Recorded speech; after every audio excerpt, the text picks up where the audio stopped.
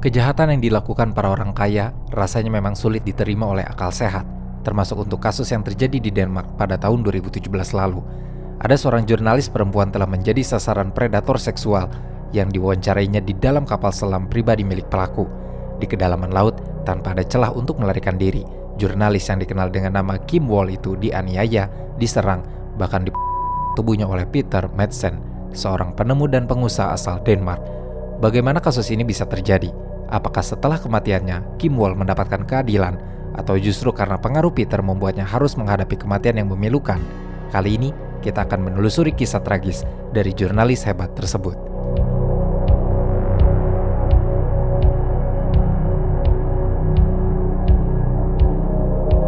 Jauh di tahun 2008, perhatian dunia internasional mengarah kepada UC3 Nautilus, sebuah kapal selam mini buatan Denmark yang dibangun selama 3 tahun oleh Peter Madsen dan timnya. Biaya pembuatan kapal Nautilus ini diperkirakan menghabiskan sebanyak 1,5 juta kron atau kira-kira lebih dari 35 miliar rupiah. Kapal selam Nautilus ini merupakan desain kapal selam ketiga yang dibuat oleh Peter Madsen. UC3 Nautilus diluncurkan pada tanggal 3 Mei 2008 di sisi barat wilayah Rifsalion, pelabuhan Copenhagen. Sejak Nautilus dibuat, Peter sudah bermimpi bahwa kapal yang dirancangnya kali ini akan menarik perhatian seluruh dunia. Nautilus memang telah menjadi salah satu kapal selam swasta terbesar di dunia yang ketika peluncuran telah mendapatkan sorotan dari media lokal maupun internasional. Dari beberapa majalah berita Denmark yang meliput dan mewawancarai Peter di hari peluncuran, tampaknya Peter sangat membanggakan Nautilus ini, bahkan menyebut bahwa dia membangun sesuatu untuk menceritakan kisah. Kata-kata Peter cukup untuk memukau publik dan membuatnya semakin sibuk dengan banyak hal. Setelah menghabiskan begitu banyak waktunya di dalam Nautilus yang sempit, seminggu setelah peluncuran kapal selam tersebut, Peter diketahui bergabung dengan pembuat roket dan arsitek Christian von Bengtson untuk membentuk kolektif pembuat roket amatir Copenhagen Suborbitals dengan misi ganda untuk meluncurkan Peter keluar angkasa menggunakan roket yang didanai oleh masyarakat dan investor, juga untuk membuat peluang perjalanan luar angkasa untuk umum. Namun, kolaborasi ini menjadi berantakan karena ulah Peter sendiri yang menurut rekan-rekannya suka membantah dan tidak kooperatif. Peter keluar dan mendirikan kelompoknya sendiri yang dinamai Rocket Madsen Spaceland.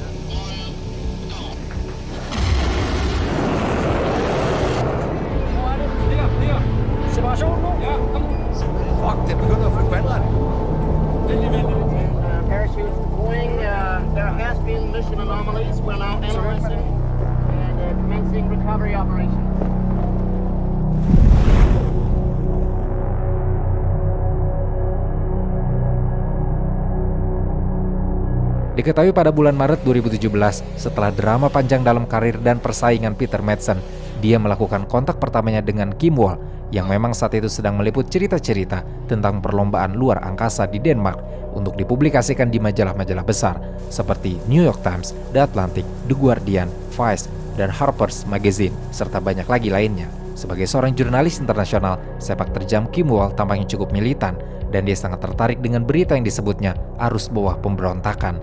Kim Wall pernah menulis tentang gerakan feminisme Tiongkok, suku Pardi yang tertindas di India, dan limbah nuklir di Kepulauan Marshall.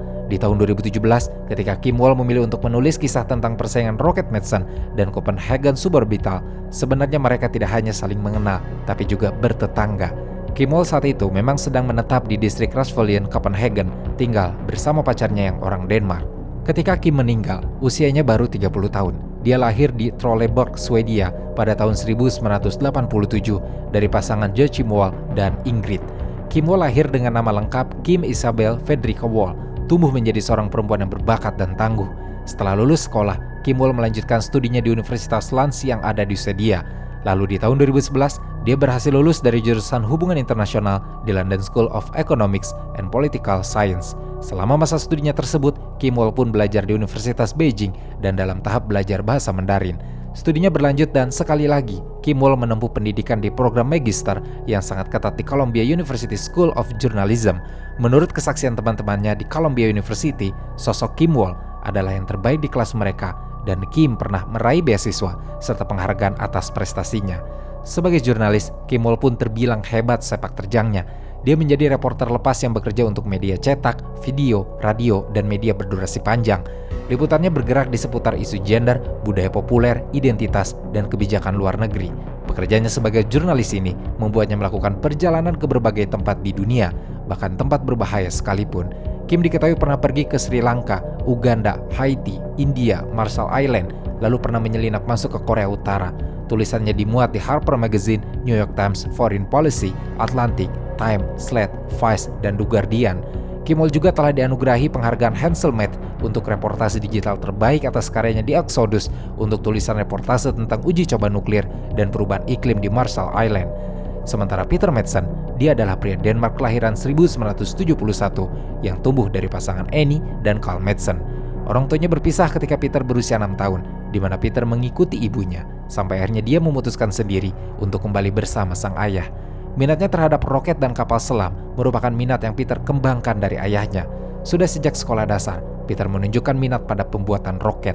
Dia dibimbing oleh guru kimia dan fisikanya untuk mendalami minatnya ini.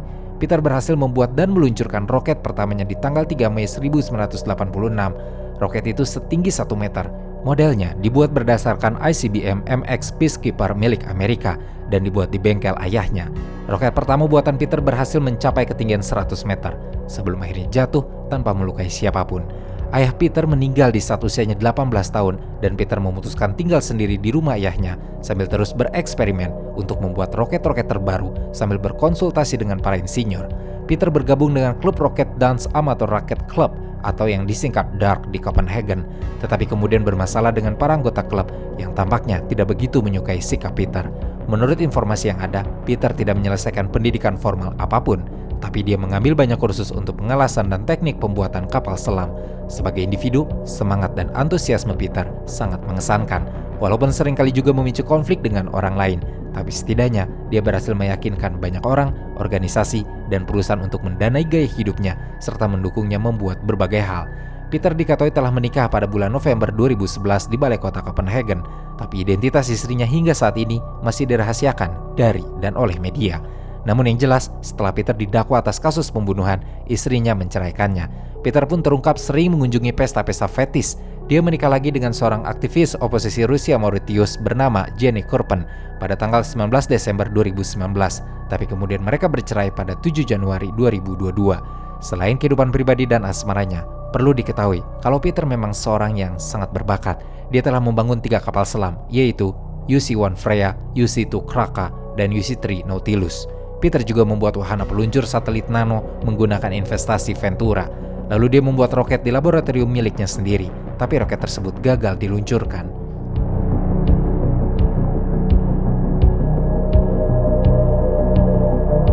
Setelah di bulan Maret mengajukan tawaran wawancara, akhirnya di tanggal 10 Agustus 2017 sore hari, Peter mengirim pesan singkat kepada Kim bahwa dia menyetujui permintaan wawancaranya dan mengundang Kim untuk melakukan wawancaranya di kapal selam Nautilus. Di hari yang sama sebenarnya Kim dan pacarnya sedang mengadakan pesta perpisahan karena mereka akan pindah ke Beijing. Namun pacar dan teman-temannya mendukung Kim untuk melakukan wawancara terlebih dulu supaya bisa menuliskan cerita perlombaan luar angkasa di Denmark yang terjadi pada roket Madsen dan Copenhagen Suborbitale. Sebelum memasuki kapal selam, Kim diajak mengunjungi laboratorium luar angkasa milik Peter untuk minum teh. Lalu baru memulai perjalanan kapal selam sekitar jam 19 waktu setempat. Pacar Kim masih menyaksikannya hidup sebelum berangkat. Bahkan Kim Wall pun sempat berfoto di atas kapal selam yang akan meluncur itu. Foto yang akan menjadi foto terakhirnya. Dari keterangan di persidangan, sebelum Kim Wall datang, Peter telah menyembunyikan gergaji, obeng yang diasah, tali pengikat, pipa, dan kamera video di dalam palka Nautilus. Jam 7 malam lebih sedikit, kapal selam Nautilus yang hanya berisi Peter dan Kim meluncur di bawah permukaan laut Baltik yang tenang. Mereka harusnya melakukan penyelaman selama 2 jam, tapi kapal selam Nautilus itu tidak pernah terlihat lagi kembali ke pelabuhan. Pacar Kim yang sangat cemas akhirnya menelpon polisi di jam 1:43 dini hari untuk melaporkan bahwa Kim Wall telah hilang. Setelah berjam-jam pencarian besar-besaran, Nautilus terlihat di Teluk Hauge di tenggara Amager oleh pengawas mercusuar Dorkden pada jam 10:30 siang, dan setengah jam kemudian kapal Nautilus tenggelam. Kim menghilang dari kapal selam tersebut, sementara Peter, dia hidup dan diselamatkan dari kapal selam yang tenggelam. Sebagai satu-satunya orang yang selamat dan mengetahui apa yang terjadi di dalam kapal selam, Peter akhirnya ditangkap. Kepada petugas, awalnya Peter memberi kesaksian bahwa Kim turun dari kapal selam di sebuah pulau Copenhagen beberapa jam setelah perjalanan mereka. Di tanggal 12 Agustus, Peter yang masih ditahan menghadapi dakwaan atas pembunuhan karena Kim masih belum terlihat atau memberi kabar juga. Jika memang klaimnya bahwa Kim turun di pulau lain, maka seharusnya Kim sudah menghubungi pacar atau orang tuanya. Tapi hingga saat itu belum ada kabar apapun. Pencarian besar-besaran di laut maupun di darat akhirnya tetap berjalan. Tertanggal 13 Agustus, petugas mengangkat kapal selam dari laut dan menempatkannya di daratan Copenhagen Utara. Tidak ada jejak atau petunjuk tentang Kim di dalam kapal Nautilus. Petugas melanjutkan pencarian. Beberapa hari berselang, tepatnya di tanggal 21 Agustus, seseorang yang sedang bersepeda menemukan potongan tubuh yang terdampar di sebuah pantai di barat daya Amager. Itu adalah tubuh bagian Thor tanpa kepala, lengan, dan kaki. Petugas segera mengamankannya. Pemeriksaan postmortem yang dilakukan menunjukkan adanya 15 luka tusuk, sebagian besar di selak. Logam pemberat telah diikat ke tubuhnya, tampaknya sebagai upaya untuk membuat tubuh tersebut tidak mengapung. Setelah pemeriksaan di tanggal 23 Agustus, polisi Copenhagen dapat memastikan lewat tes DNA bahwa tubuh itu memang benar milik Kim Wall. Dengan begini, otomatis Peter yang menjadi orang terakhir yang bersama Kim didakwa atas pembunuhan brutal yang dilakukannya. Di tanggal 5 September, Peter yang menjalani sidang pra-peradilan menjelaskan kepada jaksa dan hakim bahwa Kim Wall meninggal secara tidak sengaja saat terhantam palka seberat 70 kg di dalam Nautilus, dan Peter ingin menguburnya di laut. Kesaksian yang akan diubah oleh Peter sendiri setelah nanti begitu kepalanya ditemukan dan diperiksa. Hasilnya menunjukkan tidak ada fraktur tengkorak alias tidak terjadi benturan sama sekali di kepalanya, yang membantah klaim kalau Kim Wall terbentur palka seperti yang dikatakan oleh Peter. Polisi pun di tanggal 4 Oktober memberikan bukti baru yang cukup mengejutkan publik. Mereka memaparkan kalau Peter Madsen memiliki banyak video di komputernya yang tampaknya dia ambil dari internet dan isinya sangat mengganggu, karena itu adalah video penyiksaan, dan pembunuhan terhadap perempuan. Apa yang tidak diketahui oleh Kim Wall sebelum kematiannya adalah Peter sebenarnya sedang sangat tertekan karena proyek roketnya baru-baru ini mendapatkan kegagalan. Roket rancangannya yang dinamai Alpha terpaksa batal lepas landas karena masalah arus kas. Padahal jadwal lepas landas sudah ditentukan akan dilaksanakan pada tanggal 26 Agustus. Menurut beberapa rekan dan orang terdekatnya, Peter Madsen memang tampak putus asa dan terpuruk. Bahkan kesaksian yang lain mengatakan kalau Peter tampak gila.